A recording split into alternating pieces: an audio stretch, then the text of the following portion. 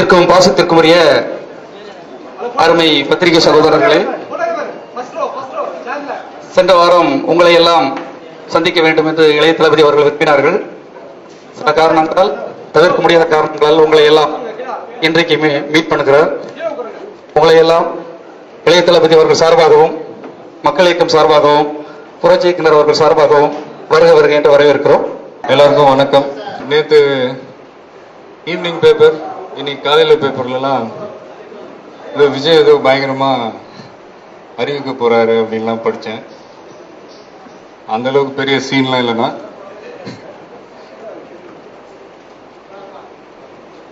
போன வாரமே உங்க எல்லாரையும் மீட் பண்றதா இருந்துச்சு. அது அந்த ஆந்திரா சிஎம் அந்த ப்ராப்ளம்னால கொஞ்சம் தள்ளி போச்சு.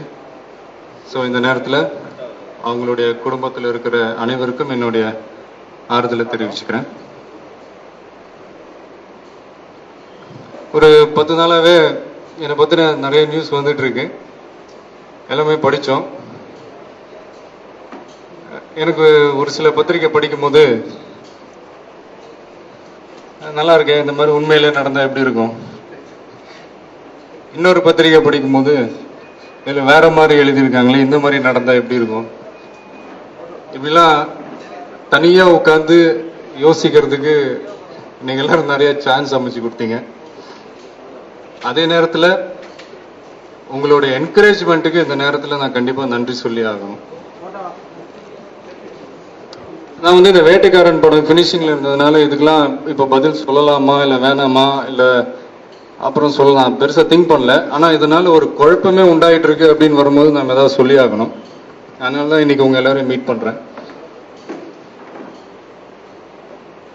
நாங்க வந்து இந்த மக்கள் இயக்கம் அப்படின்ட்டு ஸ்டார்ட் பண்ணி ரசிகர் மன்றம் மூலியமா நாங்க என்ன நல்ல காரியங்கள் செஞ்சிட்டு இருந்தோமோ அதை ஒரு ஸ்டெப் அஹெட் மக்கள் இயக்கம்னு ஸ்டார்ட் பண்ணி நாங்க கண்டினியூ பண்ணிட்டு இருந்தோம். என் பர்த்டே அன்னைக்கு ஸ்டார்ட் பண்ணி புதுக்கோட்டையில் ஒரு ஃபங்க்ஷன், பாண்டிச்சேரியில் ஒரு ஃபங்க்ஷன், இப்படியே போயிட்டு இருந்தது.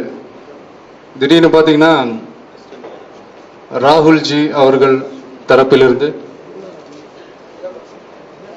என்னுடைய வெல்விஷரும் ஒருத்தர் இருந்தாரு. அவர் மூலியமா என்னை மீட் பண்ணணும்ட்டு ஒரு அழைப்பு. எனக்கு முதல்ல ஒண்ணுமே புரியல, இதெல்லாம் உண்மையா பொய்யா இல்லை யாராவது ஏதாவது விளையாடுறாங்களான்னு கூட எனக்கு தெரியல. ஆனால் இது வந்து ஒரு நல்ல ஆப்பர்ச்சுனிட்டி, எல்லாருக்கும் அமையாது. அடுத்து ராகுல்ஜி அவர்கள் என்னை மீட் பண்ற அளவுக்கு நான் ஒன்றும் அவ்வளோ பெரிய ஆள் இல்லை. பட் இருந்தாலும் இந்த சான்ஸை மிஸ் பண்ண வேணான்னு சொல்லிட்டு ஒரு நாள் ஷூட்டிங்லாம் கேன்சல் பண்ணிட்டு நானும் எங்கள் அப்பாவும் டெல்லிக்கு போனோம். அவரை மீட் பண்ணோம், அவர் வீட்டில் மீட் பண்ணோம். அவர் எங்ககிட்ட பேசின விதம், எங்களை ரிசீவ் பண்ண விதம் எல்லாமே பார்த்து நான் ரொம்ப ஆச்சரியப்பட்டேன். ரொம்ப மகிழ்ச்சியா இருந்துச்சு. அதாவது இந்தியாவுக்கே இன்னைக்கு ஒரு பெரிய மாற்றத்தை கொண்டு வரணும்ட்டு அவங்க பாடுபட்டுக்கிட்டு இருக்காங்க. யங்ஸ்டர்ஸை டார்கெட் பண்ணிட்டு இருக்காங்க. குறிப்பா இப்ப வந்த பார்லிமெண்ட் எலெக்ஷன்ஸ், அவங்க எடுத்த ஸ்டெப்ஸ், அதனால வந்த ரிசல்ட்ஸ் நம்ம எல்லாருக்குமே தெரியும். ஸோ அப்பேற்பட்டவர் என்ன மீட் பண்ணது எனக்கும் சரி, என் ரசிகர்களுக்கும் சரி, தமிழ் மக்களுக்கும் சரி ஒரு பெருமையான விஷயமா தான் நான் நினைக்கிறேன். கிட்டத்தட்ட ஒரு 1 hour நாங்க பேசணும்.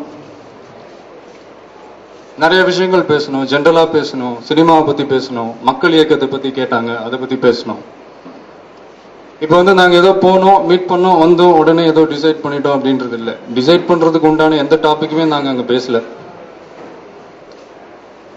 அடுத்து எந்த ஒரு டிசிஷன், அதாவது சினிமாவா இருக்கட்டும் இல்ல அரசியலா இருக்கட்டும், எதுவா இருந்தாலும் என்னுடைய ரசிகர்களை கூப்பிட்டு அவங்களுடைய ஃபீட்பேக் என்ன, ஜெனரல் பப்ளிக்கோட ஃபீட்பேக் என்ன,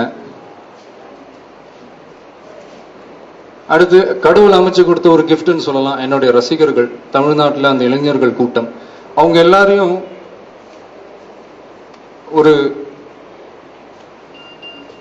ஒரு நல்ல பாதையில வழி நடத்தணும்ன்ற ஒரு சமூக பொறுப்பும் என் கையில இருக்கு. ஸோ இதெல்லாம் மனசுல வச்சுக்கிட்டு எல்லாருமா சேர்ந்து எடுக்க வேண்டிய ஒரு டிசிஷன், அது என்னவா வேணா இருக்கட்டும்.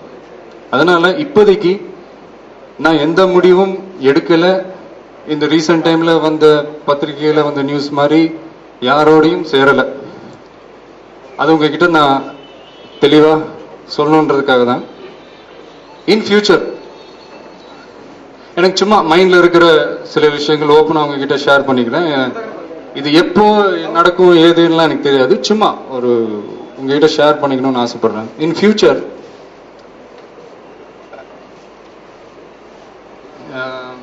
தமிழ் மக்களுக்கும் உலக தமிழர்களுக்கும் ஒரு நல்லது நடக்குதுன்னா கண்டிப்பா நான் களத்துல இறங்கி அவங்களுக்காக பாடுபடுவேன். இன்னைக்கு நான் நல்லா இருக்கிறதுக்கு காரணம் அந்த தமிழர்கள் தான். இன்னைக்கு நான் சாப்பிடுற சாப்பாடு அவங்க கொடுக்கறது தான். இன் ஃபியூச்சர் எந்த ஒரு அரசு தமிழ் மக்களுக்கும் நம்ம தமிழ்நாட்டுக்கும் உலக தமிழர்களுக்கும் எந்த ஒரு அரசு நன்மை செய்யறாங்களோ அவங்களோட நானும் எனது சக்தியும் கை கோர்ப்பதை பத்தி பின்னாடி யோசிப்போம். அது எப்போ ஏதெல்லாம் எனக்கு தெரியாது ஃபியூச்சர்ல. எனக்கு சும்மா இப்போ நான் தோன்ற விஷயங்கள் உங்ககிட்ட நான் ஷேர் பண்றேன். அதான் இப்போ சில பேருக்கு எதிர்பார்க்காம சில விஷயங்கள்லாம் திடீர்னு நடக்கும். அந்த மாதிரி தான் இந்த மீட்டிங். நான் பாட்டுக்கு சுத்திட்டு இருந்தேன், திடீர்னு இந்த மீட்டிங் போனோம். It was a wonderful meeting. லைஃப்ல என்னால மறக்க முடியாது. அடுத்து இன்னொரு விஷயம், அதாவது சினிமால நான் இந்த அளவுக்கு வந்தது காரணம் நிறைய விஷயங்கள் இருக்கு. அது ரொம்ப முக்கியமான ரீசன் வந்து உங்க எல்லாருடைய சப்போர்ட்ன்றது எனக்கு நல்லா தெரியும். இன் ஃபியூச்சர் சப்போஸ் நான் அரசியல்ல கால் எடுத்து வச்சாலும் உங்க எல்லாருடைய சப்போர்ட் எனக்கு வேணும்ன்றது எனக்கு நல்லா தெரியும். அதனால எந்த டிசிஷன் எடுத்தாலும் உங்களை கூப்பிட்டு உங்ககிட்ட சொல்லிட்டு தான் மறுவேளை. அதனால யாரும் குழம்பிக்க வேணாம். இப்போதைக்கு என்னுடைய கான்சென்ட்ரேஷன் சினிமா தான்.